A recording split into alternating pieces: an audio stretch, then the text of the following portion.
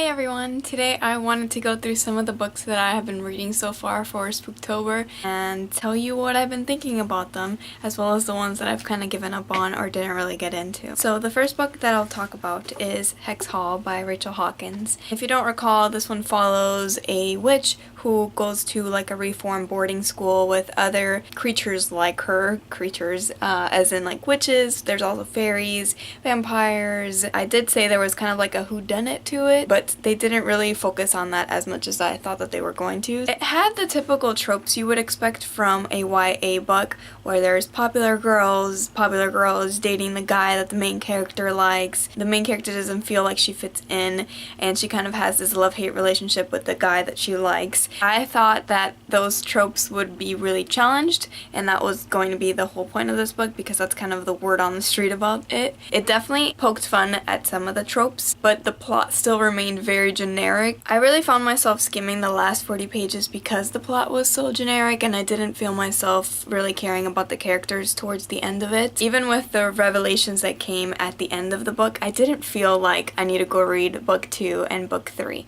I think what this book has going for it is that the dialogue is very fun and very witty. The main character is interesting to listen to. The next book I read was Sweet Tooth Volume 2. I mentioned about 2 videos ago that I read the first volume and really enjoyed it, and I picked up the second volume right away. It continues the story about Gus, as well as the guy he meets in the first volume, which I can't speak much about because you have to read the first volume, and it does present a lot of backstory as to where people stand in this world and why they are acting the way they are acting, and like the factions, where people lie in their ideas of how to navigate this new world. It was definitely full of morally gray and complex characters who have lived through a heck of a tragedy in many regards. Everybody has kind of gone through a different kind of tragedy. It was definitely very sad, but very well written. In my Goodreads review, I said that it gave me a lot of The Walking Dead vibes. It had just the kinds of characters that you see on The Walking Dead. If you just subtract zombies and add animal-human hybrids, it's kind of the same thing. People trying to make some money some way or get resources in some way to continue living in this world, and just leveraging power, who has the power at that time. I mean, this is typical of post-apocalyptic stories like this, but it did definitely give me the same kinds of feelings about characters.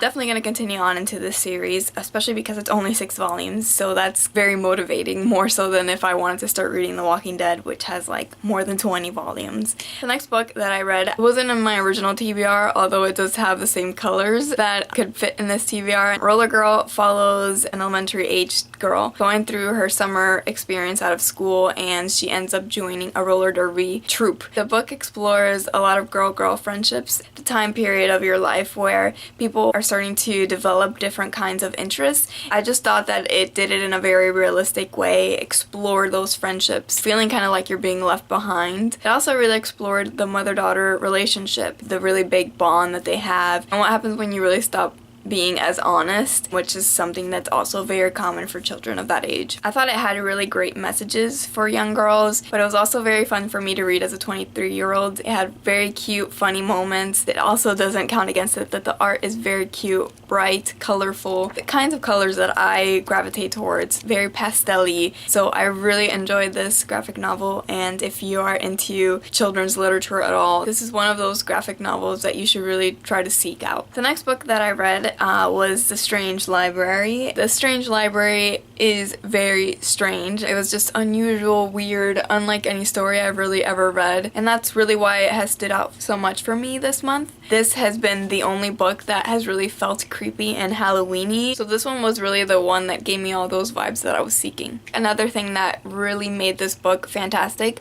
was the illustrations that are in it. So even just the way that the book opens up is just weird, right? And there's illustrations all in it. I thought it was just like a couple pages that had it, but it's pretty much like every other page.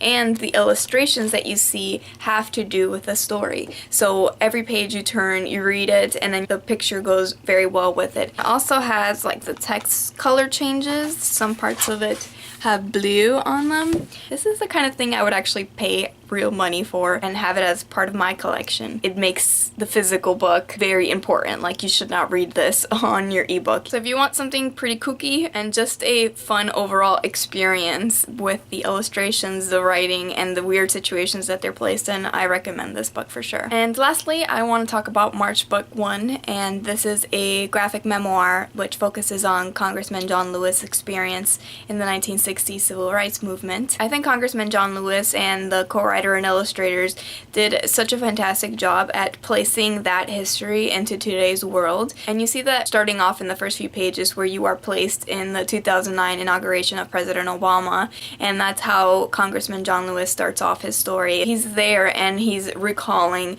what it was like growing up in the time period and state that he grew up in. I found it really cool too. John Lewis, he used to read a comic that taught him nonviolence techniques when it comes to doing sit-ins or other types of protests. So you can see the connection between these two threads of this old comic book and this graphic novel that is also trying to teach kids the same things that he was learning from the comic that he read when he was a child. I also thought they did a really good job expressing the magnitude of what it was like to be discriminated. In that time period, you had to know all of the rules. As an African American, you could do some things but not all the things, and you had to be very wary and careful of everything that you did because it could turn very badly or deadly to you. One big example is during a sit-in that they did on lunch counters inside of a department store. Basically, African Americans were allowed into the department store to shop, but they were not allowed to sit in the counters to order food to eat.